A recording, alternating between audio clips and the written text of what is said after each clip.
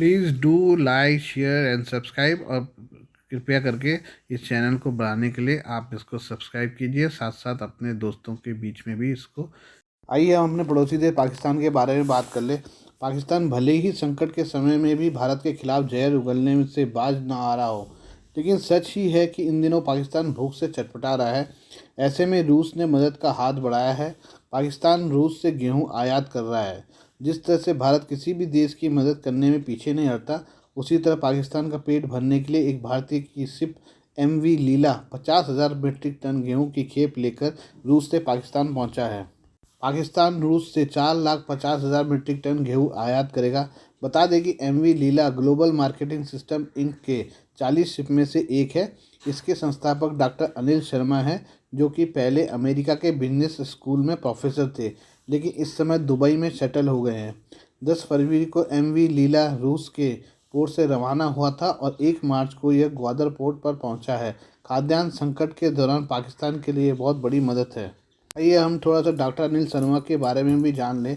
Doctor Anil Sharma मूल रूप से गुजरात के रहने वाले हैं। उन्होंने 1992 में GMS कंपनी बनाई थी, जिसके बाद वो ग्लोबल शिप रिसाइकलिंग कम्युनिटी के जाने माने चेहरे हो गए। इससे पहले उन्होंने 10 साल तक प्रोफेसर के तौर पर अमेरिका में काम किया है। लॉयड ने उन्हें 100 प्रभावी लोगों की सूची में शामिल किया था। इसके अलावा सिप्टेक ने 2022 में उन्हें CEO ऑफ द ईयर का सम्मान दिया था। इंडियन सुपर लीग टीम में वह दिल्ली डायनामोज के मालिक भी हैं।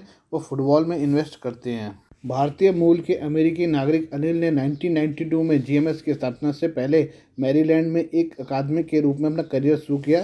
पिछले 3 दशकों में कंपनी ने जहाज रिसाइकलिंग में एक विश्व नेता के रूप में अपनी वर्तमान स्थिति में लगातार वृद्धि देखी है।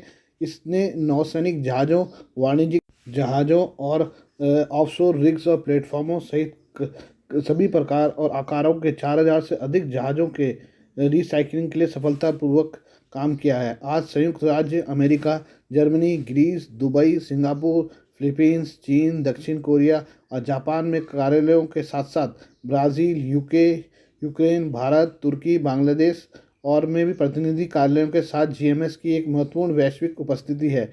बता दें कि पाकिस्तान की मुद्रास्फीति 40% पहुंच गई है। महंगाई की वजह से लोगों का पेट भरना मुश्किल हो गया है। आटे की कीमत आसमान छू रही है। फ्यूल की बेहद कमी हो गई है। बताया जा रहा है कि आटा 150 रुपये प्रति किलो तक बिक रहा है। भुखमरी के इस दौर में भारतीय शिप MV लीला ने एक बार फिर अपना कर्तव्य निभाया है। पाकिस्तानी प्रधानमंत्री ने रूस से गेहूं की मदद मांगी थी। इसके बाद रूस 4,50,000 मीट्रिक टन गेहूं देने पर सहमत हो गया है। रूस ने पाकिस्तान को ऐसे समय पर गेहूं की सप्लाई की है जब दुनिया में खाद्यान्न का भारी संकट चल रहा है। वहीं पाकिस्तान ने युद्ध के बीच यूक्रेन को बम की सप्लाई करके रूस को बड़ा झटका दिया है। इसके बाद भी रूसी राष्ट्रपति ने पाकिस्तान के प्रति दरियादिली दिखाते हुए गेहूं की सप्लाई की है। पाकिस्तान एक तरफ यूक्रेन को बम बेचकर डॉलर कमा रहा है, वहीं रूस से पाकिस्तानी जनता का पेट भरने जा रहा है। पाकिस्तान के बाज़ार में गेहूँ का स्टॉक बहुत कम हो गया है और जनता आटे के लिए तड़प रही है। पाकिस्तानी विशेषज्ञों ने चेतावनी दी थी कि अगर गेहूं की आपूर्ति नहीं सुधरती है तो आटे की कीमत और ज़्यादा बढ़ जाएगी। इस बीच गिरती अर्थव्यवस्था को स्थिर करने को लेकर ऋण कार्यक्रम को फिर से शुरू करने के लिए बेताब पाकिस्तान ने अगले वित्तीय वर्ष में उपभोक्ताओं पर पावर सरचार्ज लगाने का अंतर्राष्ट्रीय मुद्रा कोष की मांग भी मान ली है।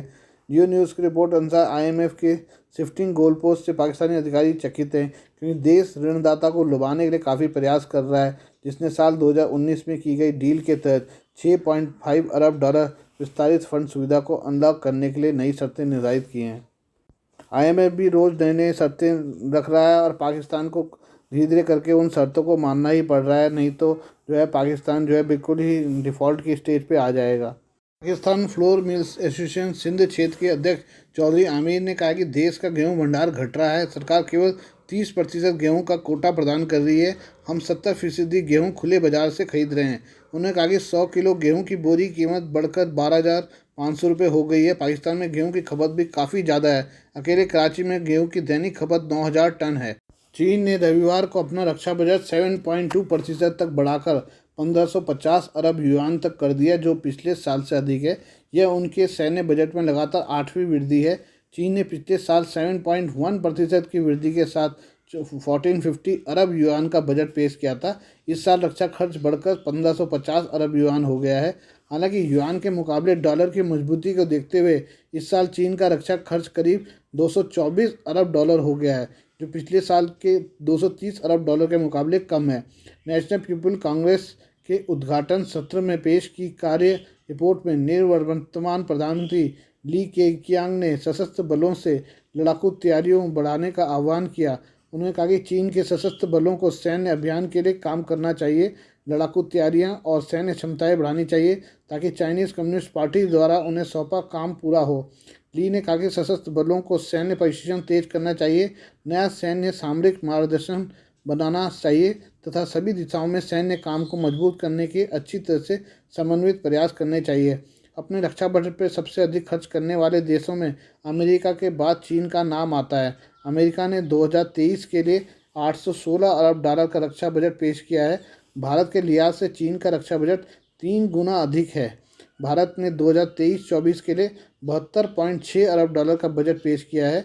बढ़ते रक्षा बजट और 20 लाख सैनिकों वाली पीपल लिबरेशन आर्मी दुनिया की सबसे बड़ी सेना है और वह अपनी सेना, नौसेना तथा वायुसेना के आधुनिकीकरण पर सबसे अधिक खर्च करने के साथ तेजी से शक्तिशाली बन रही है। चीनी सेना का नेतृत्व राष्ट्रपति शी जिनपिंग करते हैं, जो शक्तिशाली केंद्रीय सैन्य आयोग के अध्यक्ष हैं। उनके नेतृत्व में चीनी सेना ने अगले कुछ वर्षों में अमेरिकी सशस्त्र बलों के बराबर आधुनिक होने का लक्ष्य तय किया है।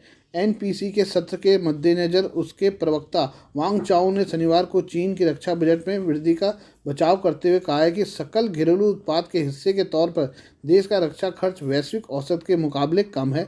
उन्होंने कहा है कि चीन के सैन्य आधुनिकीकरण से किसी देश को कोई खतरा नहीं होगा, बल्कि यह क्षेत्रीय स्थिरता और वैश्विक शांति की रक्षा के लिए सकारात्मक शक्ति होगी। आज के लिए बस इतना ही। मिलते हैं फिर कल नई खबरों के साथ। धन्यवाद।